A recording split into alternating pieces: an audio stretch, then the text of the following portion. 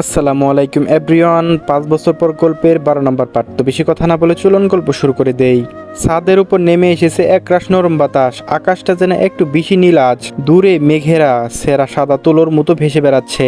দু একটা শুকনো গাছের ডাল বাতাসে দুলছে নিঃশব্দে। সব কিছুতেই অদ্ভুত এক শান্ত নিস্তবতা। ছাদের এক কোণে দাঁড়িয়ে আছে দুই বোন, সায়রা আর নায়রা। চোখে একরাশ চিন্তা, ঠোঁটে নীরবতা। তারা কেউ কিছু বলছে না, তবু মনে হচ্ছে হাজার কথা ঘুরপাক খাচ্ছে চোখের ভাষায়। আর একটু দূরে দাঁড়িয়ে আছে নিবিড় আর নেহাল। দুজনের হাতে ধোয়া ধোয়া একটা কফির মগ। চোখ কিন্তু ওদের সায়রা আর নায়রার দিকেই। একটু চুপ থেকে নিবিড় বলল, আমার নাম নিবিড়, তোর নাম কি? আমি নেহাল। আচ্ছা, তুই কিসে পড়িস? অনার্স ফার্স্ট ইয়ারে। আর তুই? আমি ইন্টার ফার্স্ট ইয়ারে। নিবিড় আবার সায়রার দিকে তাকালো আর চোখে। সায়রা তখন তাকায়নি। তার আগে সে মুখ ফিরিয়ে নিয়ে বলল, আমি পাবলিক স্টুডেন্ট। আর তুই? আমি প্রাইভেটের। একটা হালকা হাসি খেলো নেহালের মুখে। সে একটু নিচু গলায় জিজ্ঞেস করলো, আচ্ছা তুই কি সিঙ্গেল? নিবিড় হালকা দম্বক মেয়ে হেসে বলল, আমার জন্য যে মেয়ে উপযুক্ত তার এখনো জন্মই হয় নাই। নেহাল এবার নিজেও চোখ টিপে আর চোখে তাকালো নায়রার দিকে। নায়রা এখন টোবের কাছে দাঁড়িয়ে এক হাতে পাতার ডগা ছুঁয়ে ভাবছে কি যেন। সে হেসে বলল, আমারটাও হয় নাই, তাই আমিও সিঙ্গেল। দুই ভাইয়ের হাসির রেশ তখনও মিলিয়ে যায়নি। হঠাৎ সায়রা আর নায়রা একসাথে সামনে এসে দাঁড়ালো ওদের। দুই বোন একসাথে বলে উঠল, আচ্ছা আপনারা দুজন আমাদেরকে দেখে এরকম মজা করতেছেন কেন? নিবিড় আর নেহাল থমকে গেল, কিন্তু দুইজনের দ্রুত সামনে নিয়ে হেসে বলল, কিরকম মজা করতেছি? কিছু না। এই বলে সায়রা আর নায়রা মুখ ফিরিয়ে তাদের রুমে যাওয়ার জন্য হাঁটা ধরল। তখন নিবিড় হঠাৎ গলায় একটু রং এনে ডেকে উঠল, এই যে ফুপিয়ে ফুপিয়ে কাঁদছিলেন গতকাল, আপনার নামটা যেন কি? সায়রা থেমে গিয়ে ধীরে ফিরে তাকালো, চোখে রাগ কিন্তু মুখে সংকোচ। নিবিড় হালকা হাসলো, শুধু নামটাই তো জানতে চাচ্ছি, প্রেমের প্রস্তাব তো আর দিচ্ছি না। এবার নায়রা গরম হয়ে উঠল, আপু তুই থাক এখানে, আমি গিয়ে ওদের শাসিয়ে আসি। সে দুপা এগিয়ে এসে দুই ভাইয়ের সামনে দাঁড়িয়ে বলল, আপনাদের নামে বিচার দেব সায়ন ভাইয়ের কাছে। তাকে বলবো আপনারা কিভাবে আমাদের উত্ত্যক্ত করছেন বিনা কারণে। ছাদের বাতাসে তখনও উত্তাপ। নায়রা করা কথা শুনে এক মুহূর্তের জন্য চুপ হয়ে যায় দুই ভাই। তারপরে নেহাল ঠান্ডা গলায় বলল, শুধু নামটাই তো জানতে চাচ্ছি, উত্ত্যক্ত করলাম কখন? নাম না বললে তো আমরা দুই ভাই আপনাদের দুজনকে অদ্ভুত অদ্ভুত নামে ডাকবো। সেটা কি শুনতে ভালো লাগবে আপনাদের? সায়রা এবার একদম এগিয়ে এলো, ভুক কুসকে জিজ্ঞেস করলো, বলেন শুনি কি অদ্ভুত নাম রেখেছেন আমাদের? নিবিড় ঠুটে এক কোণে এক ফোঁটা হাসি নিয়ে বলল, আমি আপনার নাম রেখেছি ফুপাকারি। নেহাল তখন আয়রার দিকে তাকিয়ে মুচকি হেসে বলল, আর আপনার নাম রেখেছে বিলাপকারি। নায়রার মুখ লাল হয়ে উঠল, রাগে না লজ্জায় বোঝা যাচ্ছিল না। সে রাগে গড় করতে করতে চুল কানের পাশে সরিয়ে নিয়ে বলল, ছি আপনারা এতটা বাজে, এই মুহূর্তে সায়ন ভাইয়ের কাছে বিচার দেব। এই বলে সে ঘুরে যেতে লাগলো। ঠিক তখনই সায়রা নরম সুরে বলল, উত্তেজিত হোস না বোন, নামই তো জানতে চাইছে, বলেই দেই। নেক্সট টাইম তাহলে বিরক্ত করবে না। নায়রা কিছুটা থেমে গিয়ে একটু গম্ভীর গলায় বলল, আমি নায়রা চৌধুরী, ক্লাস 10-এ পড়াশোনা করি। সায়রা হালকা হেসে বলল, আমি সায়রা চৌধুরী, এবার ইন্টার ফার্স্ট ইয়ারে। নিবিড় হেসে উঠল, কি দারুণ নাম আপনাদের, আয়রা সায়রা নায়রা, নেক্সট কেউ এলে নিশ্চয়ই মায়রা হবে। নেহাল তাড়াতাড়ি নিবিড়কে থামিয়ে দিয়ে বলল, না না না, কায়রা হবে, এই নামটা বেশি করা। সায়রার মুখটা তখন কঠিন হয়ে গেল। সে হেসিয়ে বলল, আপনারা আসলে একটা বিয়াদব, আপনাদের সাথে আমাদের কথা বলা উচিত হয়নি। এই বলে সে নায়রার হাত ধরে সিঁড়ি দিয়ে নিচের দিকে চলে গেল। ছাদের বাতাসে তখন শুধু হালকা নিস্তবতা। আর দুই ভাই একে অপরের দিকে তাকিয়ে হু হু করে হেসে ফেলল। রাগে গজগজ করতে করতে নায়রা ফুঁসে উঠল, আজকে সব বলে দেব ভাইয়াকে। না বললে এনারা রোজ রোজ এমন করে বিরক্ত করবেন আমাদের। আর সীমা ছাড়িয়ে গেছে ওনারা। সায়রা এবার আর ওকে থামানোর চেষ্টা করলো না, কারণ তার নিজেরও মাথার উপর আগুন জ্বলছে, চোখে ধোয়া, মুখ খুব। দুই বোন তীব্র পায়ে সিঁড়ি বেয়ে নিচে নামতে শুরু করলো। ঠিক তখনই তারা দেখতে পেল গেস্ট রুম থেকে আসছে এক অস্বাভাবিক চঞ্চলতা, কোলাহল, হাসি আর গম্ভীর গলার সুর, সব মিলিয়ে একটা ভিন্ন আবহাওয়া। সায়রা থমকে গিয়ে দাঁড়িয়ে বলল, শুনছিস কিছু? মনে হচ্ছে কেউ এসেছে বাড়িতে। নায়রাও একটু চমকে গেল, রাগ যেন এক মুহূর্তে থেমে এলো। চল দেখে আসি, এমন সময় কে এলো আবার। দুই বোন ধীরে ধীরে গেস্ট রুমের দিকে এগিয়ে গেল। দরজা একটু ফাঁক দিয়ে তারা যা দেখলো তাতে তাদের চোখ জলজল করে উঠল দুইজনের।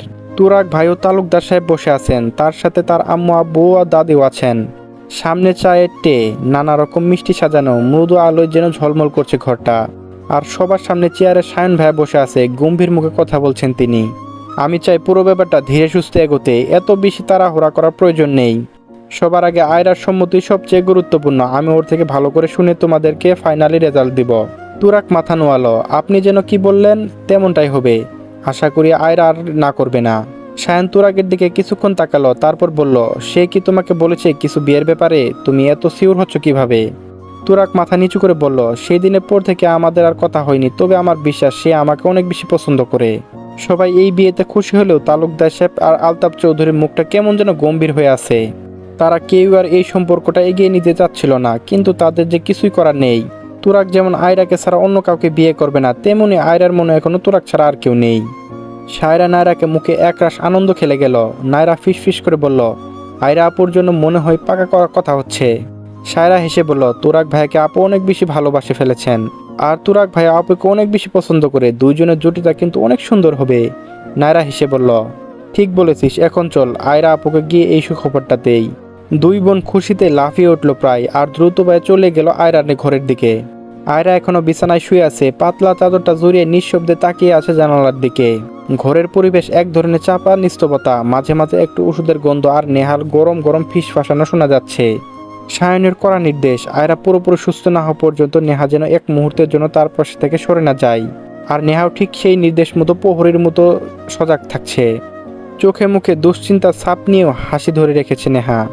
হঠাৎ দরজার কাছ থেকে নরম কণ্ঠ ভেসে এলো। সায়রা আর নায়রা দাঁড়িয়ে, মুখে আনন্দ আর উদ্বেগের মিশেল। আয়রা পিট পিট করে চোখ তুলে তাকিয়ে বলল, দরজায় দাঁড়িয়ে আছিস কেন, আয় ভিতরে। সায়রা এগিয়ে এসে বিছানার পাশে বসলো, মুখে নিস্তকতা, আপু কেমন আছিস এখন? আয়রা হালকা মাথা নাড়িয়ে বলল, ভালো। নেহা তখন বলে উঠল, শুধু ভালো না, অনেকটা ফিট এখন তুমি। আর কখনো এরকম পাগলামি করবে না বলে দিলাম, পিচ্ছি একটা মানুষ, এত রাগ কেন তোমার মধ্যে? ভুল তো মানুষেরই হয়, তাই বলে নিজের জীবন শেষ করতে যাবে? আয়রা ধীরে নেহার দিকে তাকায়, তার চোখে এক ধরনের শূন্যতা, কণ্ঠ কাঁপছে। আমি এই মুখে আর কাউকে দেখাতে চাই না নেহা আপু, আমার ভীষণ খারাপ লাগেছিল। মনে হচ্ছিল ভিতর থেকে কেউ যেন আমাকে বারবার বলছে, নিজেকে শেষ করে দেয় আয়রা, তোর বাঁচার অধিকার নেই। এই অপমান নিয়ে তুই আর কতটা পথ চলতে পারবি? এই সমাজে মুখ দেখাবে কি করে? ভার্সিটিতে ফ্রেন্ডরা তুচ্ছ তাচ্ছিল্য করবে, তার থেকেও মরাই ভালো। আয়রার চোখ টলমল করে ওঠে, পাশে বসা সায়রা আর নায়রা নিঃশব্দে কাঁদছে। সায়রা তাড়াতাড়ি আয়রাকে জড়িয়ে ধরে, গলা কান্না লুকোনো একটা কণ্ঠস্বর, আপু প্লিজ আর কখনো এমন পাগলামি করবি না, তোকে হারিয়ে ফেলার কথা ভাবতে পারি না। নায়রা এবার আয়রা হাত শক্ত করে চেপে ধরে বলে, মুখে একরাশ উচ্ছ্বাস, কণ্ঠে চাপা অভিমানের সুর, আপু জানিস সায়ন ভাইয়া তোর জন্য কি করতেছে? তুই শুধু শুধু ওনাকে ভয় পাস, রাগী বলিস, বদমাইশ বলিস, কত কি, অথচ সে তোর জন্য যা যা করছে একদম অবিশ্বাসের ব্যাপার। নেহা চোখ তুলে তাকায়, কৌতূহলে ভুকুসকে যায়, কি করছে সায়ন? নায়রা একটু ফিসফিসিয়ে বলে ওঠে, আপুর বিয়ের কথা পাকা করছে আবার তুরাগ ভাইয়ের সাথে, তার আব্বু এসেছে আজকে, গেস্ট রুমে সবাই আলোচনা করছে বিয়ের ব্যাপারে। নেহা চোখ বড় বড় করে তাকায়, যেন সে বিস্ময় নিয়ে নাম শুনেছে। কণ্ঠ নির্ভেজাল জিজ্ঞাসা, তুরাগ এটা আবার কে? আয়রার ঠোঁটে হালকা এক কাপড় নামে, চোখে একরাশ আবচ্ছা স্মৃতি, কণ্ঠ নিচু, কিন্তু প্রতিটি শব্দ যেন কাঁপতে কাঁপতে বেরোয় ভারী হয়ে। তুরাগের সাথে আমার বিয়ে ঠিক হয়েছিল, জমকালো ভাবে গায়ে হলুদ প্রোগ্রামও হয়েছিল, কিন্তু সেই বিয়ে আর হয়নি। আমি তো ভাবতাম সায়ন ভাইয়া কোনোদিনও হতে দেবে না সেই বিয়েটা। এক মুহূর্ত থমকে যায় সে, কথাগুলো যেন নিজের কাছে অচেনা লাগে এখন আজ, অথচ তার ধারণা সম্পূর্ণভাবে ভুল প্রমাণিত করলো সায়ন। এদিকে নেহা যেন হাফ ছেড়ে বাঁচল, বুকের ভেতর যেন এক কাপ চাপা বোঝা নেমে যায় তার। একটু হাসি মতো ভঙ্গি করে বলল, সায়নের চোখে যে এরকম ব্যথা দেখেছি আয়রার জন্য, সেই কেয়ার, সেই উদ্বিগ্নতা, উফ, আমি তো ভেবেই নিয়েছিলাম এই কেয়ারিং এর পেছনে ভালোবাসা লুকিয়ে আছে। হয়তো সায়ন আয়রাকে ভালোবাসে, অনেক বেশি ভালোবাসে, তাই তো সে আয়রার অসুস্থতার এভাবে কেঁদেছিল। রুমে এখন হাসির ঝলকানি, আয়রার চারপাশে সায়রা আর নায়রা নেহা সবাই একসাথে গল্প করছিল। মনে হচ্ছিল জীবনের সব দুঃখ কষ্ট যেন আজকে দূর হয়ে গেছে, কখনো পুরনো স্মৃতি, কখনো ভবিষ্যতের স্বপ্ন। হালকা আলোর মাঝে ওদের মুখগুলো যেন জলজল করছিল। হঠাৎ দরজা খোলা, ফাঁক করে চুপচাপ তুরাগ রুমে ঢুকে পড়ল। কেউ প্রথমে বুঝতে পারেনি, তবে তুরাগকে চোখে পড়তেই সায়রা আর নায়রা থমকে যায়।